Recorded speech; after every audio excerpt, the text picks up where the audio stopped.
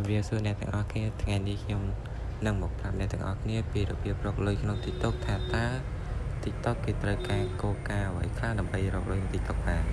តើជាដំបូងចូលទៅកាន់ TikTok របស់យើងមកហើយចូលទៅកាន់កន្លែងពាក្យថា profile ហើយចូលទៅកាន់កន្លែង tre 3នៅខាងលើហើយរើសពាក្យថា TikTok Studio ហើយពេលអ្នកទាំងអស់គ្នាចូលមកចុចពាក្យថា video gift ហើយចុចបើកវាមួយមកបាទទាំងអស់នេះគឺជាគោលការណ៍ដែលអ្នកទាំងអស់គ្នាត្រូវបំពេញដើម្បីអាចរកលុយក្នុង TikTok បានទី1អ្នកទាំងអស់គ្នាត្រូវតែមាន follower ឲ្យគ្រប់ចំនួន 10000 នាក់ទី2វីដេអូគឺត្រូវតែឆ្លងកាត់ការសម្រួលសុវត្ថិភាពដើម្បីឲ្យមានសិទ្ធិទទួលបានអំណោយ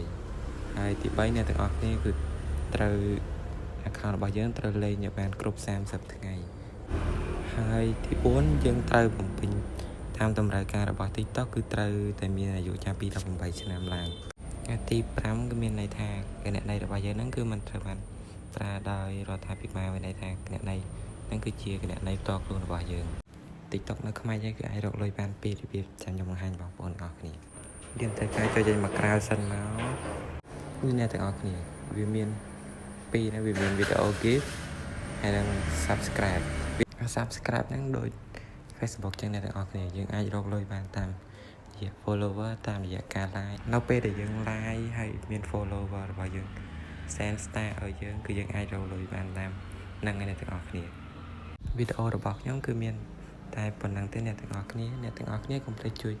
ចុច like subscribe និងបើកសញ្ញាកណ្ដឹងឲ្យខ្ញុំម្នាក់មួយដើម្បីទទួលបានវីដេអូថ្មី